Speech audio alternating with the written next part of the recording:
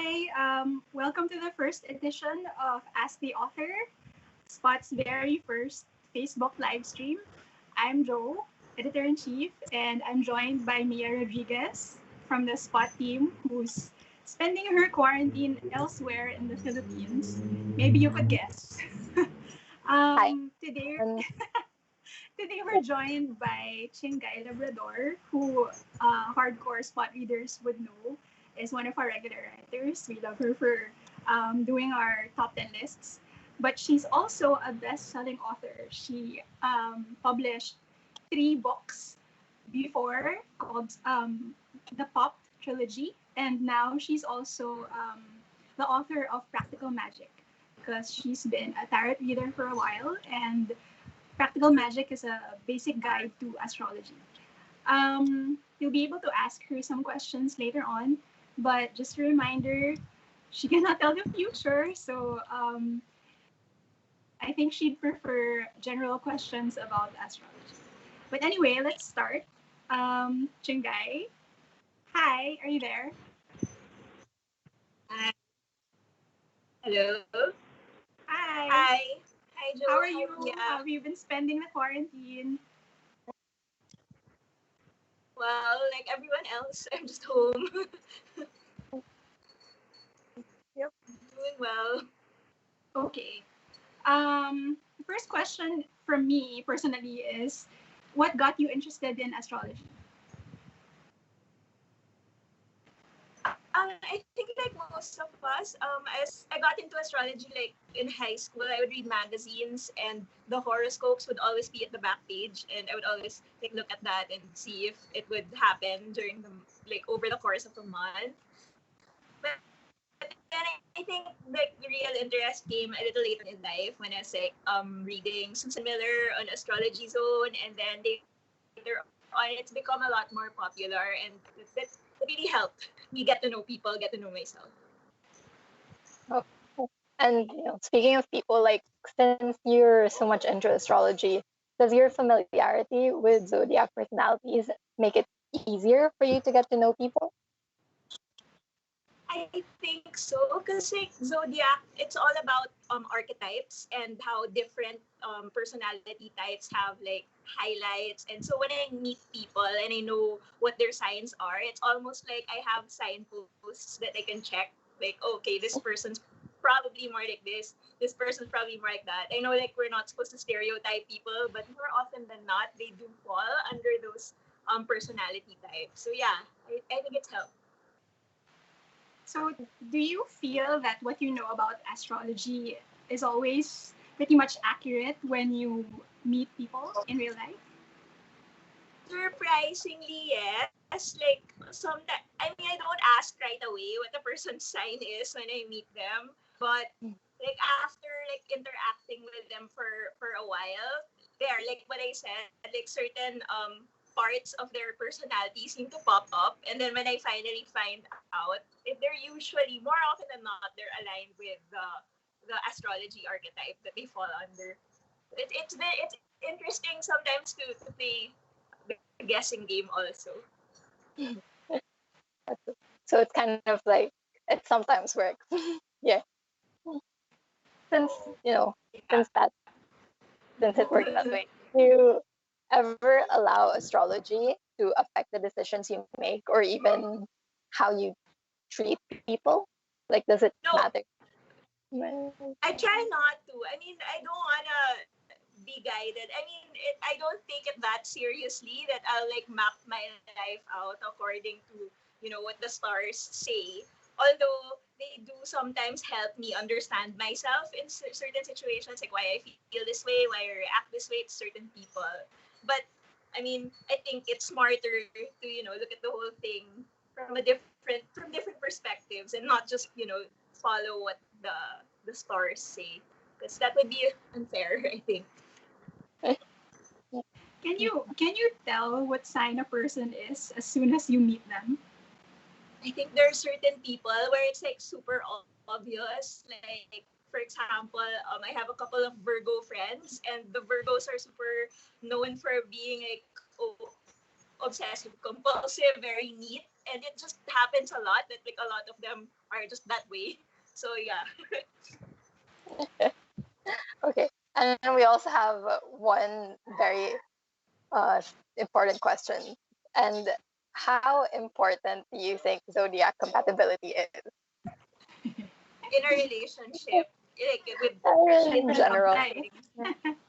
I think it's interesting to find out, like especially in the beginning, you know, when you're still getting to know a person, it's just nice to see. But then again, you can't like base the whole thing on just astrology, because that wouldn't be giving yourself or the other person a fair chance. But I feel like it highlights like the why a person like acts a certain way, or it could explain like why arguments take place. So I feel like if you're looking to understand the person better, it could help. But obviously, it's not the basis for every single thing.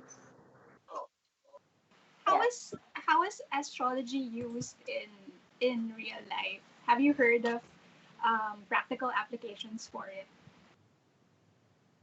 Yeah, I mean more than love and compatibility. That's almost like understood. Like everybody checks. But then recently I met someone who actually practices astrology in the workplace. So somebody in their office is familiar with the different signs. So they talk to HR a lot, and then they use that to figure out like if a person's supposed to be go out and meet clients, or if the person's more effective like just staying in the office. So I think it's interesting to bring it up, yeah, in the work environment, because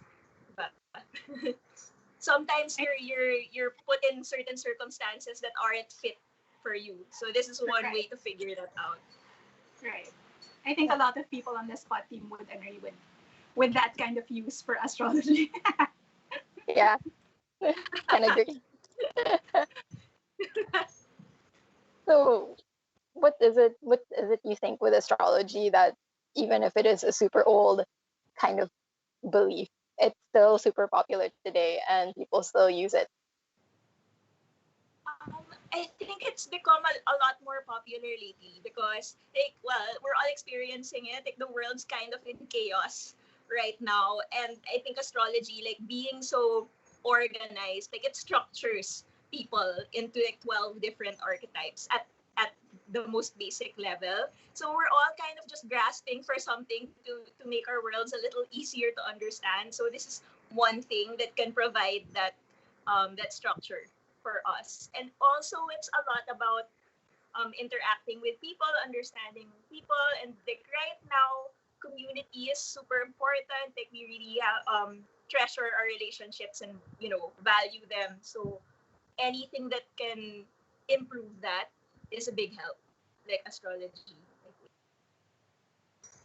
Are there tips you would give to beginners who are just getting interested in astrology?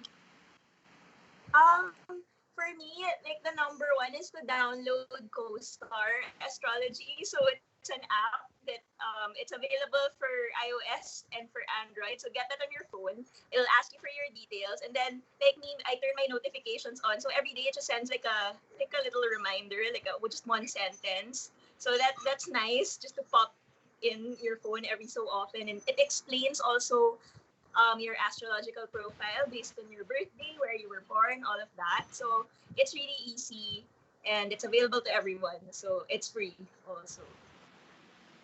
Hey. So you guys remember that Download star. it. Yep.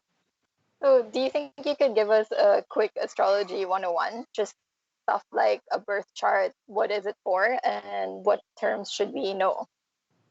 Yeah. So my book, it's really based on personality, understanding your personality through astrology. So that understanding your astrological profile is based on what's called the birth chart, and the birth chart is like a snapshot of the sky when you were born, like how all the planets were positioned and the stars were positioned. So that's supposed to give you a clue about your personality. And I think the easiest way of explaining a birth chart is it's divided into three parts.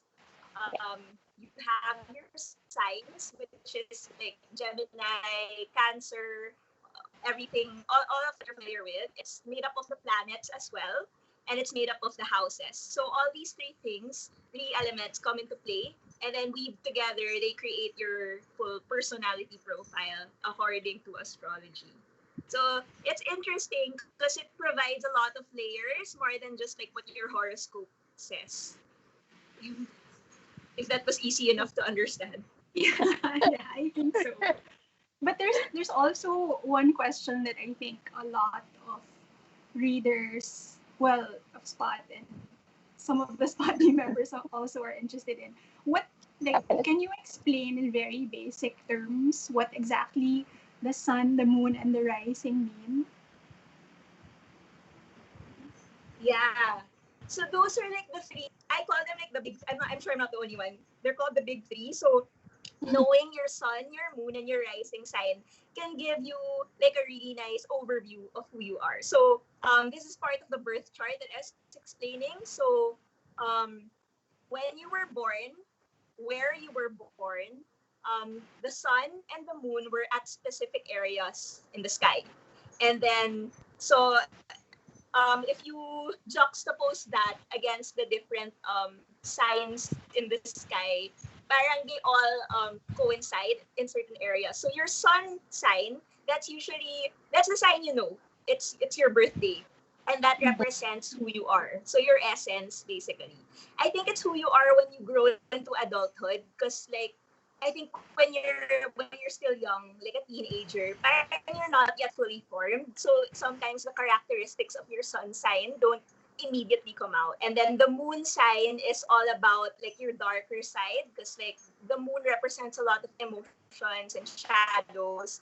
So it's more of what you're hiding, what you don't reveal to people right away. So that's your moon sign. And then lastly, the rising sign is the sign that was on the horizon when you were born. So it's the first impression you give. And it's the personality you embody when you first meet people, when you get into situations, all of that. So if you look at it, parang you're not just boxed in as one type of person. There are all these layers to it that when you mix them up, it gives you like a more layered profile. Okay, That's cool. Yeah. Yeah. that's a lot And of you can find it dimensions. all out on CoStar. So you can get your And birth your chart. book, it's all in your Not book sponsored. also. And Yep. We've actually Okay, already got. Okay. we have a question from one of our viewers. It's Taurus season. What does that mean for everyone? um, so Taurus, basically the first characteristics that pop in my head when I think of Taurus, it's very stable, sometimes stubborn, like slow to move. So I feel like for Taurus season, we should all be very mindful of how we can slow down, of how we can find a little more stability, which I think is perfect for now because everything's like so shaky in the world. So we all could benefit from asking ourselves where can we feel a little more secure in our lives. That to me, that's what Taurus season is. Okay. Okay. Mia, you want to ask the second viewer question? It's Oh about yeah, Tita we've got Susan. everyone's favorite, Tita Susan. We have a question here. What can you say about Tita Susan's April 2020 forecast? Oh my gosh. Okay, so honestly, I stopped reading Tita Susan's horoscope Oh, okay. because they're so long. Yeah, yeah. So I'm sorry, I can't answer that. Actually, it happened before I was like religiously reading them, but then there was like 1 year or 1 month that I didn't like what she said. So after that, like I'm just not gonna read. So sorry, I don't know what she said. Okay. But stemming off from that, like, could you give us maybe a few people that you really look for or look to when you're studying astrology? Like maybe just an online blog. Instagram account. I like her Instagram is Nadine Jane Astrology. So because she posts per sign like every month, like okay for Aries it's like this, for Taurus it's like this. So it looks so aesthetically pleasing and it's very like bite sized. So yeah, go look for her on Instagram because yeah she's good. That's cool. Yeah. There's this one. one question that I find curious. Does does it mean anything when someone's sun and moon are both the same sign, or that doesn't necessarily affect things, or it just depends on what signs those are? What it just what it means is parang if all those, let's say your sun and moon are different, so your personality is a mix of two things. But if the sun and moon are the same, it's like you're extra of that particular sign. Yeah.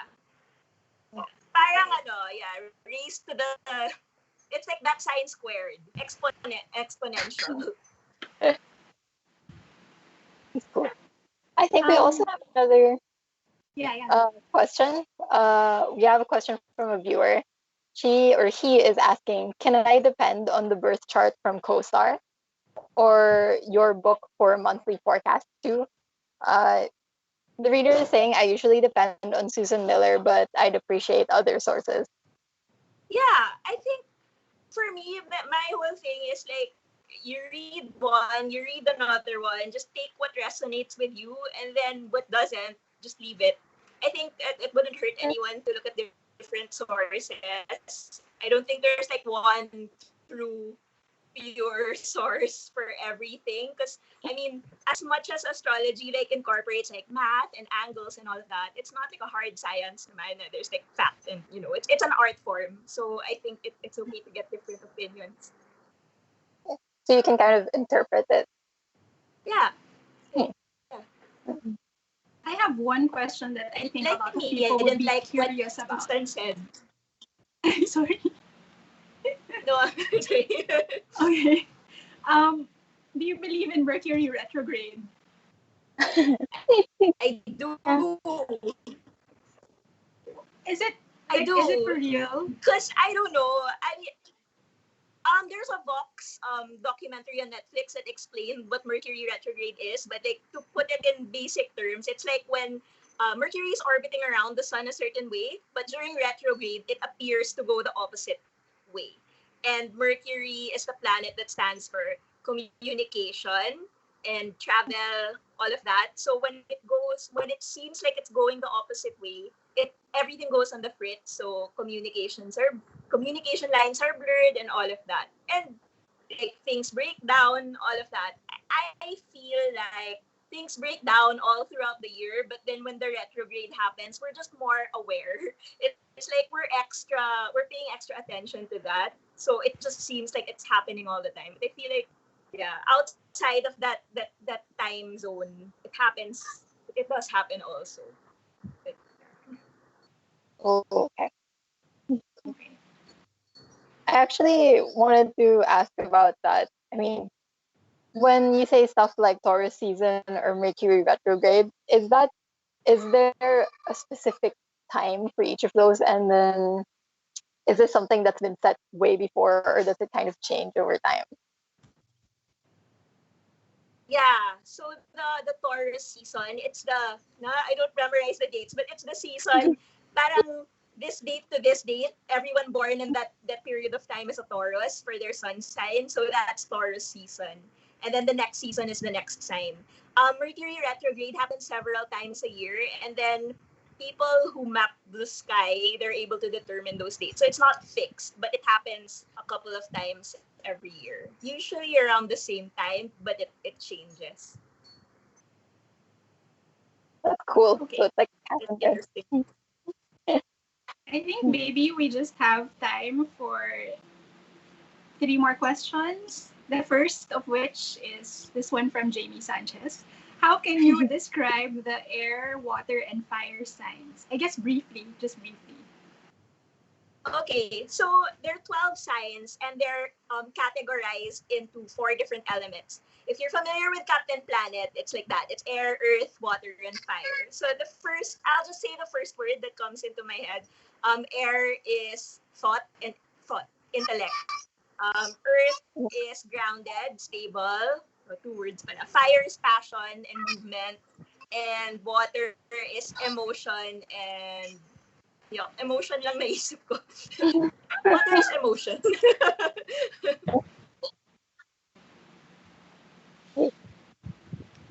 Do each of those signs correspond to like the personalities of the people born during under those zodiac signs as well? I mean the The element. elements. Yeah. Yeah. Yeah. So like the water signs, they're all emotional, but emotional in different ways. So if you take water, there are three water signs. There's Cancer, there's Scorpio, and there's Pisces. So the way they're emotional is manifested in different ways depending on what the sign is. Mhm. I think we have one question from Ashley Martellino. She's asking if you have a favorite sign or one that seems to be a constant among people close to you. My favorite sign is Aries because that's my sign. And I I find one of my favorite signs is Aquarius. I'm always easily parang they become fast friends for me. People under Aquarius. Does that have anything to do with your compatibility or it just kind of happened? Maybe you know how so we were talking about the elements like fire. Aries is a fire sign. Aquarius is an air sign. And if you like look at like in science, parang air and fire, like air makes fire bigger. Okay. It feeds the fire. So I think like that's one explanation for it.